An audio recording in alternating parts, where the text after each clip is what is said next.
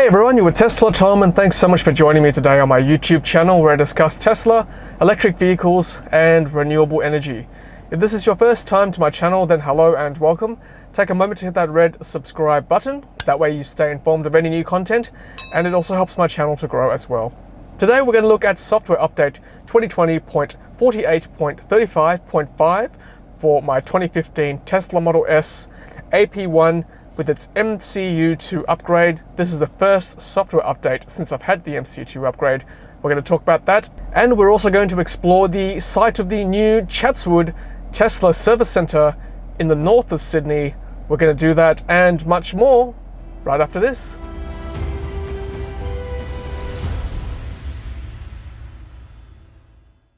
Well, welcome back everyone, and this is my review of software update 2020.48.35.5 for my 2015 Tesla Model S AP1 computer and MCU2 upgrade.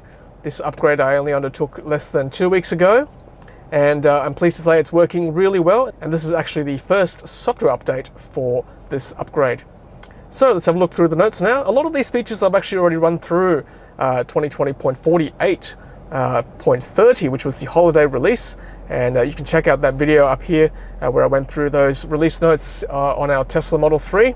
But nevertheless, here are the release notes again, and so I won't go through each one in detail, but I'll just give you an overview of what I have. And with the upgrade, already a lot of these features were here, so things like the games like Battle of Polytopia, Cat Quest, Solitaire of course, and there were driving visualization improvements, which I'll show you on the center console in a second. And now the UI for scheduling departure times is better. You can now precondition your battery and cabin, even when your car is unplugged, which is great. And there are supercharger display improvements as well. You can see how many stalls are available with each supercharger location. The Tesla T has been removed, of course, from the top there. That was from the 48.30 release. You can now look at that from the controls and software area. And one thing that has improved actually in 48.35.5 is the center console here, which is only available for Tesla Model S and Model X. The speedometer was a lot smaller, and they rearranged the parking gears and the time and the temperature. So now everything looks like it was prior to the holiday update, and I'll show you what it looks like right now.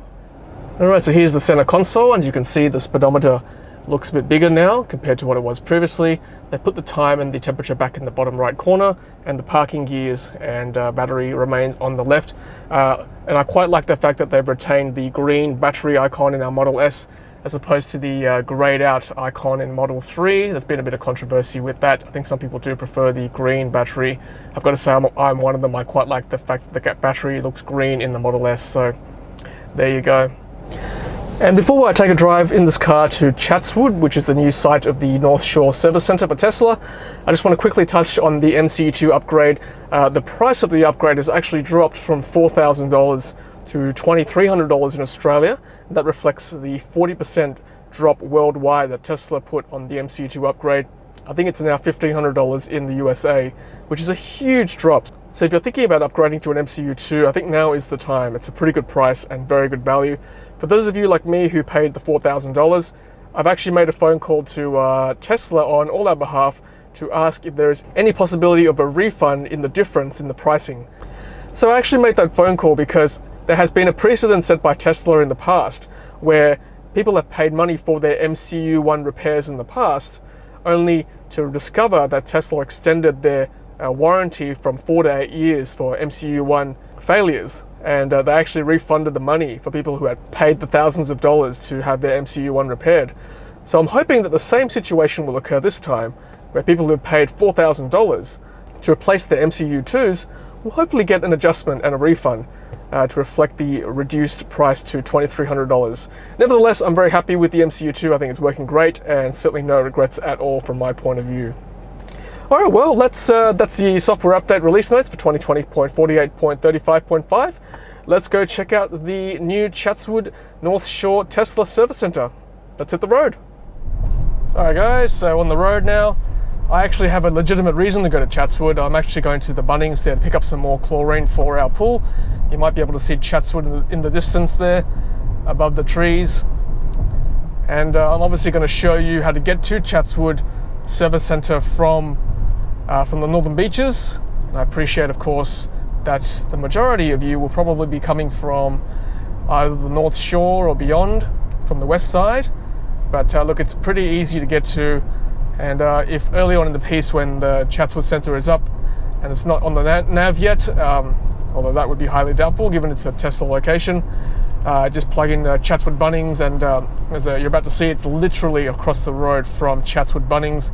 And I would assume that they put that there because, you know, if you've got to wait for your car for service or whatever reason, then, you know, you can obviously pop into Bunnings to pick up some supplies. And obviously, being a Bunnings, they will have a cafe, they will have toilets, and lots of other things to while away your time. Now, driving this car, it's, like I said, a 2015 AP1 Tesla Model S. I don't have autopilot on this car. I got this second hand. I decided not to put autopilot on at the time. So all I can show you really is cruise control. And that's not that exciting because this doesn't actually even have traffic aware cruise control. So that's how vintage this Model S is. And I don't know whether you guys can see, but through the center console there, the speedometer reading is actually a lot bigger now, and I dare say easier for me to see, even though my eyes are perfectly fine. I'm happier with the bigger font. And let me just put cruise control on for you. There you go. It turns a brighter white as opposed to a grey, given it's cruise control, not autopilot where it would turn blue. Today is double demerit points for misdemeanors on the road, so I will do my best, do my very best not to speed, of course. Now, for those who are from the Northern Beaches, to get to Bunnings and Chatswood, just once you get off the Roseville Bridge, stay in the second lane here from the left, so 1, 2, and then you want to take the left side of the fork onto Eastern Valley Way, and from there you're pretty much almost there. So 1, 2 traffic lights, so this is the first one. First traffic light, then you dip into the valley, and then, actually it's 3 traffic lights, I apologise. So 1, and then you'll reach the second set of lights where you'll go through, and then you can see actually the third set of lights right there. Now this is a really small filter lane, and I suppose recently it hasn't been this busy, but this lane can get banked up pretty easily during peak hour, because there are a lot of businesses, a lot of light industry and light commercial in this area. So just be careful of that. You might have to sort of queue behind and end up in the other lane. But so turn right here into, this is called Smith Street, Chatswood. And there you can see the Bunnings right there on your right. Can't miss it. I think it's one of the biggest Bunnings in the Southern Hemisphere, something like that. I read that. Wait, it doesn't make sense. Southern Hemisphere, Australia, right? Yeah, there's nowhere else there's a Bunnings. Anyway, past all that, past Repco, Anaconda. Check out Anaconda as well, it's a pretty cool place. Then turn right here at the roundabout. I just realized that my mirror is down for some reason. It does that sometimes. The mirror left mirror just sort of gets low. I'm just going to save that profile. Okay, there we go.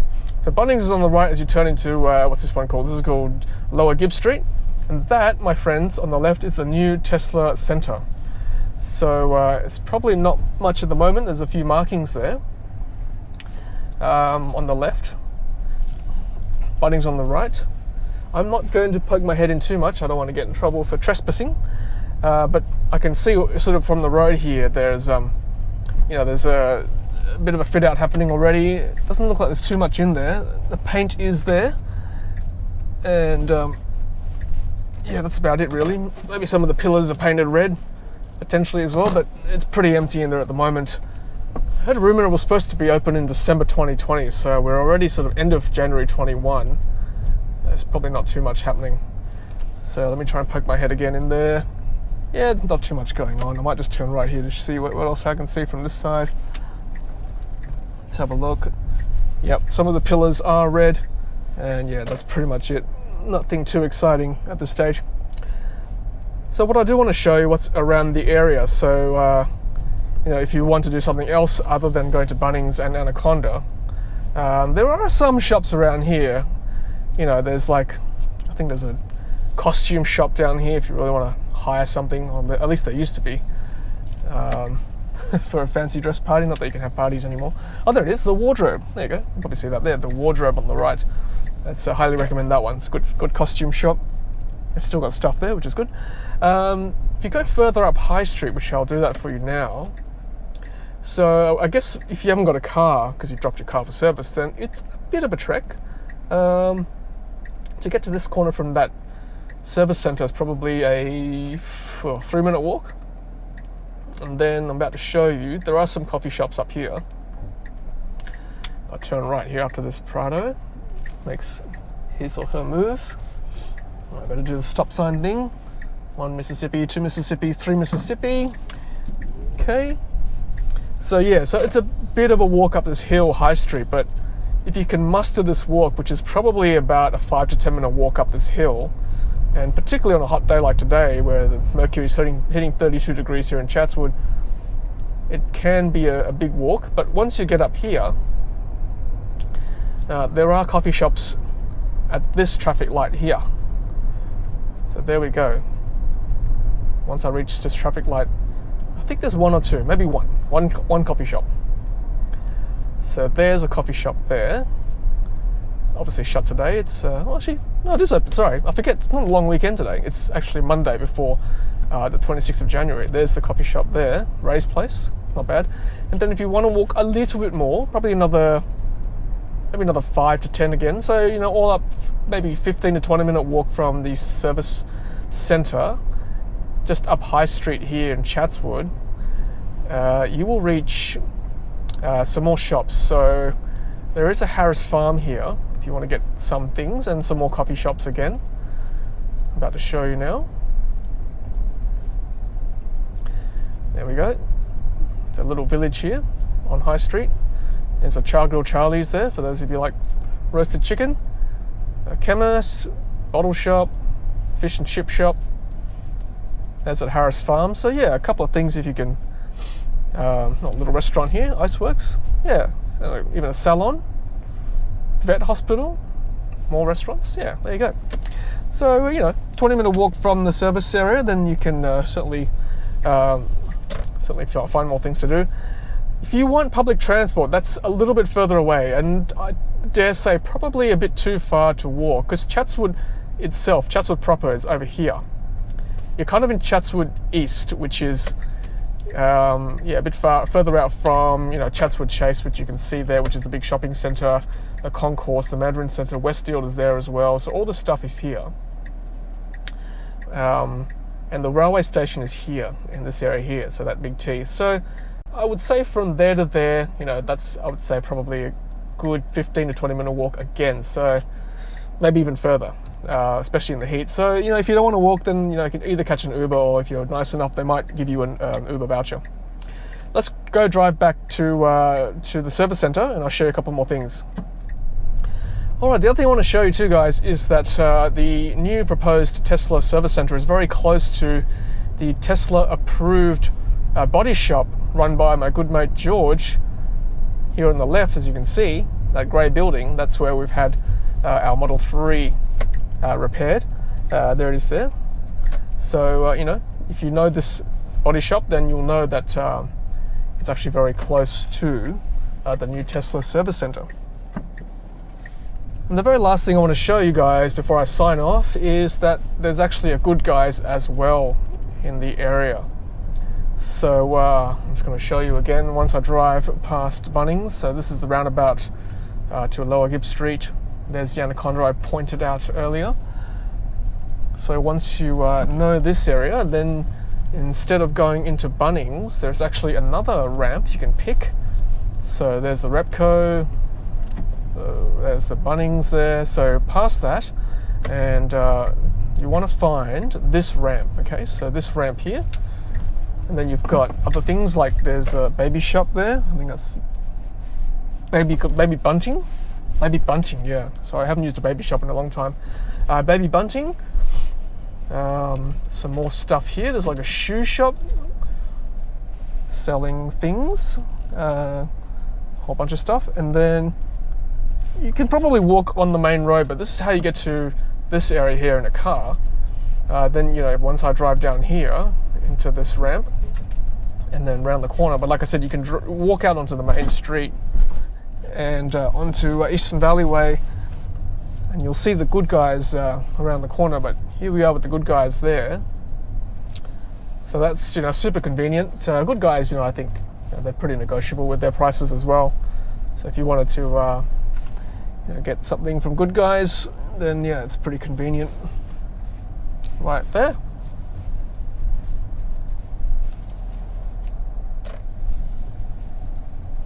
Alrighty guys, well, I actually better do what I was supposed to do and run my errand and get some chlorine from Bunnings itself, but very exciting to see that the Chatswood Tesla Service Centre is coming up.